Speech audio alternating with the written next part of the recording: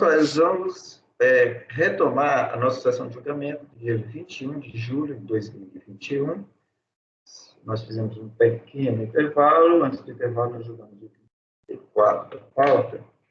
E, com isso, nós concluímos a pauta de hoje pela manhã, né, do dia 21 de julho pela manhã. Bom, mas nós combinamos que vamos prosseguir até as 12h30, então ainda dá tempo de julgar algum processo. E vamos antecipar, então, os processos das pautas seguintes, da pauta de hoje à tarde. Então, vamos julgar o item 42 da nossa pauta, processo da empresa Vale Caminhões Limitada, que vai ser relatado pelo conselheiro Efigênio. Esse processo é paradigma para os processos dos itens 43 e 44, de forma que o resultado deste julgamento, do item 42, vai ser reproduzido para os itens 43 e 44. A palavra é o conselheiro Efigênio para relatar. Obrigado, presidente. Vamos lá. Então, eu vou fazer um relatório muito sintético, porque, na verdade, no voto eu entro dentro ao relatório. Então, basicamente, um recurso voluntário que se questiona que o despacho decisório ele denegou o pedido de compensação, né? É compensação de débitos próprios com crédito de IR-fonte, juros sobre capital próprio, decorrente de pagamento indevido ou a maior, né? Em recurso voluntário foi denegado na segunda instância, né? Sob fundamentos que o contribuinte não apresentou documentação comprobatória para provar o direito alegado, e ele renova o pedido, né, em segunda instância, e apresenta livro diário, aliás, o livro razão, etc. retificador. Então, esse é o relatório, presidente, eu vou adentrar no detalhe no voto. Passando ao voto, né? O recurso voluntário é tempestivo, né, e eu dele conheço e passo a análise. E ele alega uma preliminar de prescrição intercorrente, e junto com aquele prazo de 360 dias do artigo 24 da Lei 11.457 de 2007, né, que trata da duração razoável do processo. Nós já tivemos a oportunidade de enfrentar isso aqui na nossa turma. Primeiro, com relação à prescrição intercorrente, é a matéria sumulada, né? Nós já enfrentamos isso. E a questão do prazo de 360 dias, até faço razoável, que inicialmente a Constituição, a previsão disso, tanto para um prazo razoável, tanto no processo judicial quanto administrativo, porém nós tivemos uma legislação somente no aspecto administrativo, e essa legislação não tem nenhuma, digamos assim, uma concretude no sentido de haver uma punição para, no caso de descumprimento desse prazo, né? Eu trago alguns julgamentos do CARF nesse sentido, né? E com relação também à prescrição intercorrente, então eu estou afastando essas preliminares, presidente. E agora adentrando ao mérito, né? E que eu vou com mais vagar, né? A recorrente ela apresentou decomp em que compensou débitos próprios com crédito decorrente, pagamento indevido ao maior de fonte, juros sobre capital próprio, no valor de 21.324, período de apuração 10 de 2010. O despacho decisório não homologou, né, porque o crédito teria sido utilizado para a quitação de débito do contribuinte. Aquela velha situação, ele estava alocado.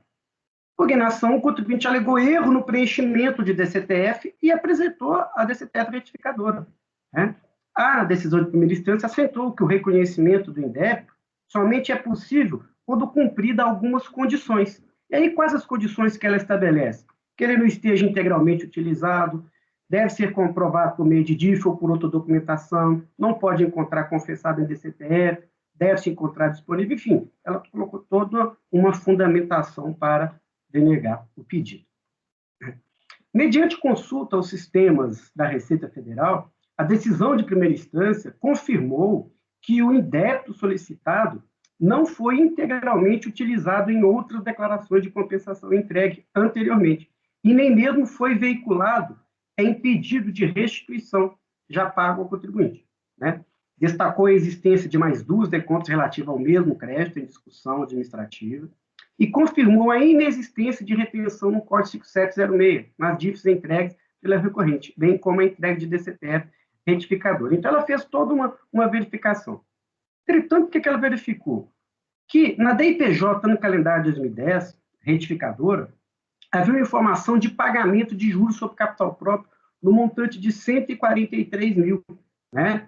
Ou seja, se você aplicar a alíquota de 15% sobre esse valor, dá exatamente o fonte. Então, como esse valor estava na retificadora, né, o que a decisão de primeira instância concluiu? Né? Que seria necessário que a recorrente tivesse trazido aos autos a comprovação contábil da inexistência de pagamento ou crédito de juros sobre capital próprio aos sócios, né? Sendo insuficiente a pena da retificação. Né? Então, aquela velha discussão nossa, ele retificou a DCTF, agora, qual o elemento probatório? Certo? Essa é a controvérsia. Aí eu faço o arrazoado dos itens 19 a 20, que é a fundamentação legal, o artigo 170 do CPN, questão probatória, o artigo 74, 9.430, e chego no item 25 do meu voto. E em recurso voluntário, né, ela alegou erro no preenchimento, né, e apresentou o balancete mensal de verificação e livro razão referente ao período 12 de 2010, os quais demonstram ter havido estorno de juros sobre capital próprio, no montante de 142 mil, exatamente aquele valor. Ou seja, ela complementou aquilo que estava faltando na primeira instância. Então, a meu ver, os elementos probatórios colacionados aos autos são suficientes e hábeis para demonstrar não ter havido pagamento de juros sobre capital próprio no período 12 de 2010. E aí, o erro de preenchimento de declaração não pode figurar como óbice ao direito creditório vindicado. Prevalece na espécie a verdade material. Com efeito, resta caracterizado o indébito possível de compensação, porquanto cumpridos os demais requisitos já analisados em primeira instância. Ante o exposto, eu dou provimento ao recurso voluntário para homologar as compensações pleiteadas até o limite do crédito reconhecido neste processo. É como voto, presidente. Ok, obrigado. Palavra aberta para manifestações. Sérgio. Quando se fala aqui, em primeiro lugar, parabéns ao Efigênio pela forma objetiva, né? Está bem claro aqui a situação. Mas só ficou um detalhe faltando, Efigênio. Ela pagou a maior juros sobre capital próprio, né? Daí houve uma retenção de 20%. E aqui fala no item 25 que em recurso voluntário a recorrente alega erro de preenchimento de declarações. Ela adicionou aquele montante ao IRPJ, porque Não, o sobre capital próprio sendo despesa. É porque é o seguinte, ela viu, ela tinha contabilizado e estava na DCTF. Aí a Meire Santos verificou o seguinte: olha, você retificou DCTF, e eu verifiquei que esse valor não faz parte de outras DECONF, de pedido de restituição, verifiquei tudo. Porém, quando eu olho na sua DIPJ, eu vejo lá a indicação de um valor de juros sobre capital próprio. E quando eu aplico a alíquota, dá exatamente esse valor. Mas você não me provou que, apesar de você ter retificado, ter feito tudo, você não trouxe a comprovação para mim. O valor. Aí, o que ela faz? Aí ela traz em primeira instância: olha, aquele valor realmente havia, só que eu estornei aquele valor. Então, eu não paguei juros sobre capital próprio. Entendeu? E esse valor, Sérgio, a DRJ já havia feito toda a conferência, que ele não foi utilizado em outros períodos, não havia sido restituído. Ficou faltando só esse elemento probatório. É o que ele trouxe no recurso voluntário. Não, minha única preocupação é que, como ele é redução de lucro real, né, se realmente ele tinha mencionado o... Não, aí está perfeito. Era só essa dúvida mesmo. Obrigado. Ok. Colegas. Mais nenhuma manifestação, vamos votar. Jefferson. Como relator, presidente, parabenizo eu também pelo voto. Muito didático. Também acompanho o relator, presidente. Com o relator. Com o relator, presidente. Com o relator, presidente. Com o relator, presidente. Também acompanho o relator. Então, colegas, o resultado do item 42 da pauta ficou da seguinte maneira: dar provimento ao recurso voluntário por unanimidade. Presidente, me permita só, Efigênio, no item 10, só um equívocozinho de digitação. No voto aí que foi transcrito, tem aí, ó, no meio do voto, as hipóteses de extinção do crédito tributário está definidas. Só faz uma correção aí para não ficar com esse errinho de digitação. Só para contribuir. Tá. Pessoal, eu peço a vocês, por favor, encarecidamente, quando verificarem esses lapsos, por favor, me informem, porque a gente lê 2, 3, 4, 5 vezes e não enxerga. Obrigado, Fred. Muito obrigado mesmo. Ok. Colegas, os itens 43 e 44 são repetitivos do item 42, que a gente acabou de julgar. O item 45, centro de sustentação oral, nós não vamos antecipar. 46 é repetitivo do 45. 47 também tem sustentação oral, e para o item 48 não podemos antecipar. Então, vamos ao item 49 da nossa pauta. Processo da Empresa Brasileira de Correios e Telégrafos. Vai ser relatado pelo conselheiro Efigênio. Esse processo é paradigma para os itens 50, 51, 50 e 51 da pauta. Okay? Ou seja, o resultado... O item 49. 49. O resultado do julgamento desse item 49 vai ser reproduzido para os itens 50 e 51 da nossa pauta. Fala do Efigênio. Ok. Esse processo é muito interessante, mas mais interessante ainda é o 52, porque nós vamos tratar da mesma matéria e é um item que são aqueles pontos que controvertidos aqui no âmbito do CARF, né? É a questão de compensação, se ela pode figurar como denúncia espontânea.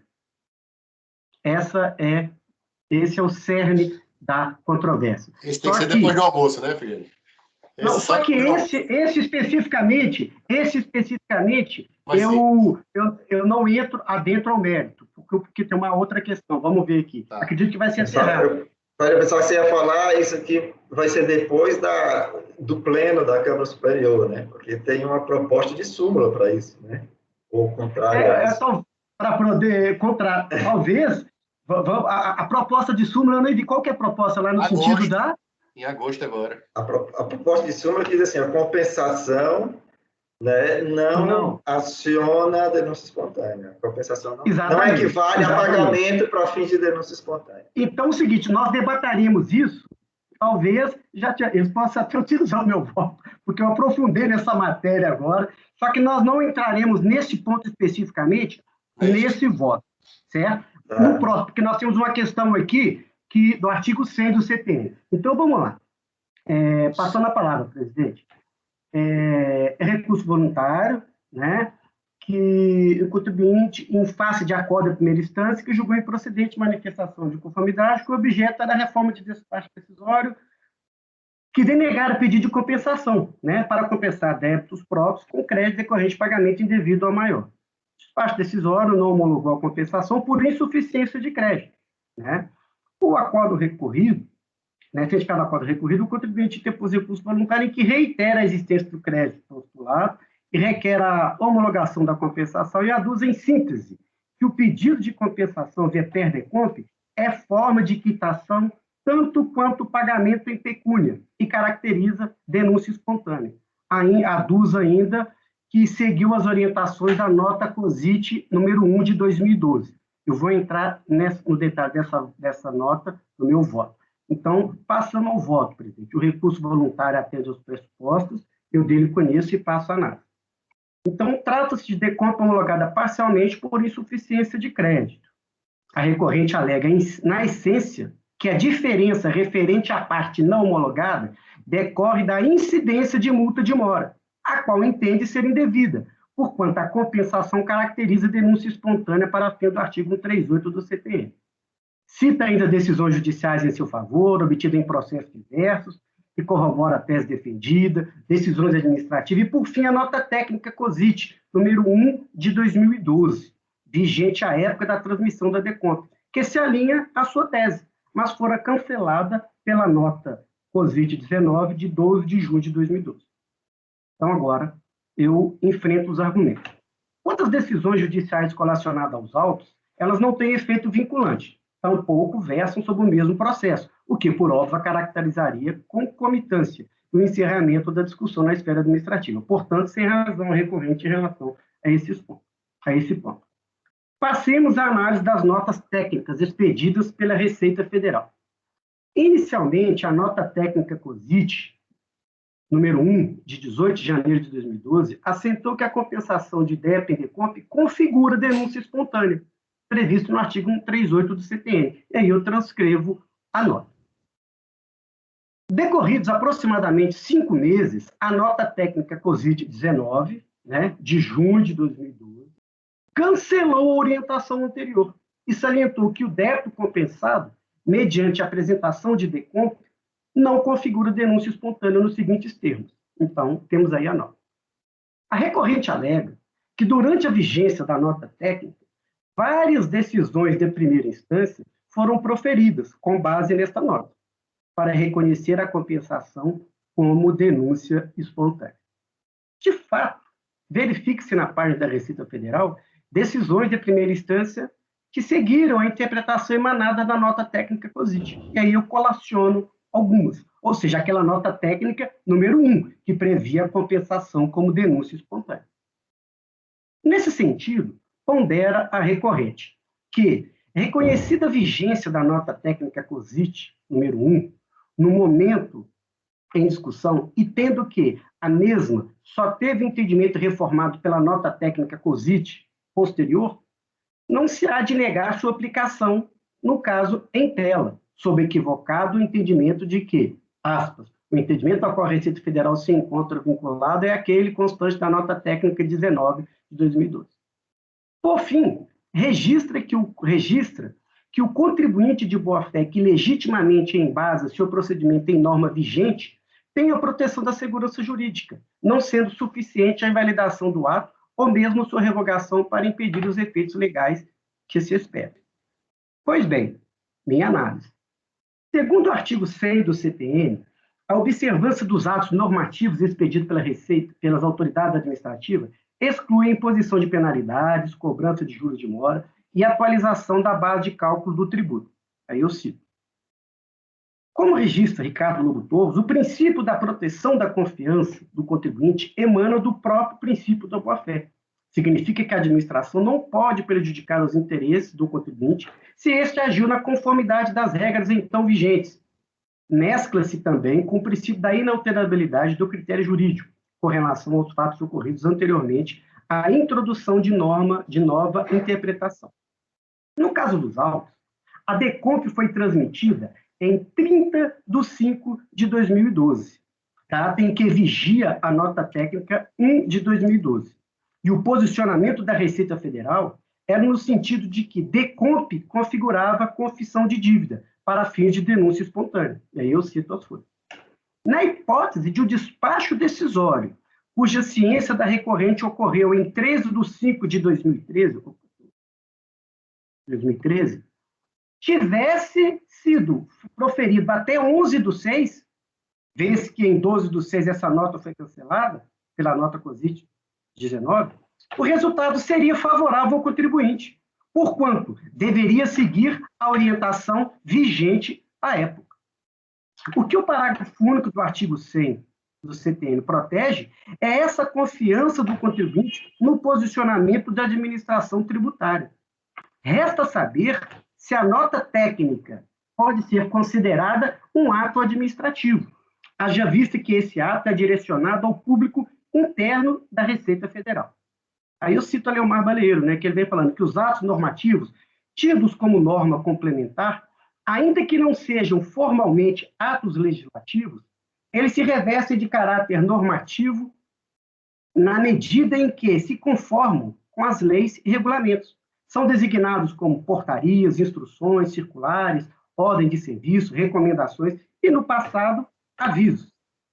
A meu ver, o fato de o ato ser direcionado para o público interno, de forma diversa das instruções normativas, portarias, dentre outros, não lhe retira a característica de ato normativo, tanto que seus efeitos irradiaram-se nas decisões proferidas pela Delegacia de Julgamento, que seguiram tal orientação. Assim, as notas técnicas expedidas pela Receita Federal se amoldam a espécie de norma complementar. A corroborar tal posicionamento, a decisão recorrida com vistas a justificar a aplicação da nota técnica 19 de 2012 em detrimento do cancelamento da nota técnica número 1 de 2012, amparou-se na portaria MF 341 de 2011, que disciplina o funcionamento das delegacias de julgamento e dispõe que, em seu artigo 7º,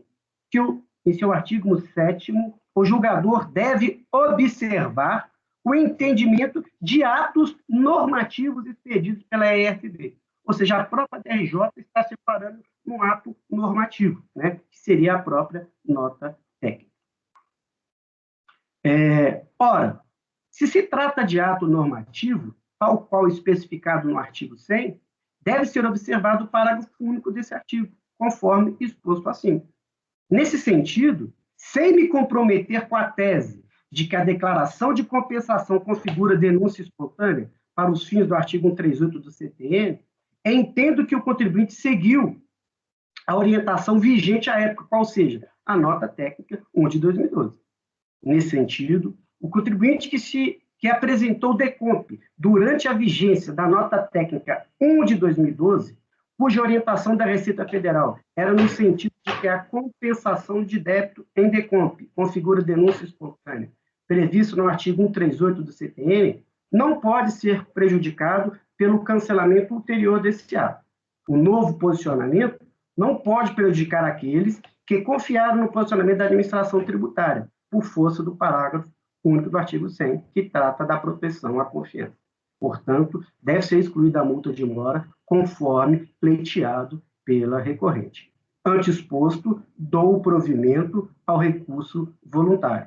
É como voto, presidente. Ok, obrigado. Palavra aberta aí para os debates. Nenhuma manifestação? Podemos votar, então? Não, simplesmente só para parabenizar o Efigênio e até colocar como reforço o inciso 3 também, né? Que acaba sendo uma prática reiterada da administração, né? Ela observa essa prática por meio de quê? Por meio de uma nota interna. Então, toda administração passa a praticar daquela forma, ainda que seja por um decurso de prazo. Exatamente. Né? Então, tem o ato administrativo em si e, no dizer do próprio CTN, as práticas reiteradamente observadas pela administração, que ela tem um dever de observar, que é uma nota técnica. Então, assim, é só mais um reforço à sua argumentação. Perfeito. E isso, Sérgio, é diferente. Eu fiz questão de trazer essa questão da nota técnica, porque isso é diferente de jurisprudência. A DRJ havia uma tendência. Não é isso. Não era jurisprudência. Tanto que, logo uma vez cancelada aquela nota, ela passou a adotar o quê? Um outro procedimento. Ela passou a ficar vinculada ao novo ato administrativo. E ele tem efeitos para o contribuinte. E aí a administração passou a ter uma nova prática observando. Uma nova, perfeito, exatamente. Essa norma interna. Uhum. Jefferson, queria falar. Eu só queria parabenizar o Efigênio, achei muito bom o voto, achei muito concatenado assim, no seu raciocínio, sabe? Eu até ia entrar no mérito da questão da compensação como instrumento, né? No próximo voto, Jefferson, no próximo. Aguarde os seus argumentos que nós debateremos isso no próximo. Aí eu olhei o seu voto e vi que se concatenou bem e a discussão acaba se tornando desnecessária, né? Nesse processo. Então, só te parabenizo, Efigênio, muito bom. Obrigado, Jefferson. E assim, a questão da denúncia espontânea, pessoal, no próximo voto, no próximo processo, aí eu adentro ao mérito. Aí a gente vai discutir isso.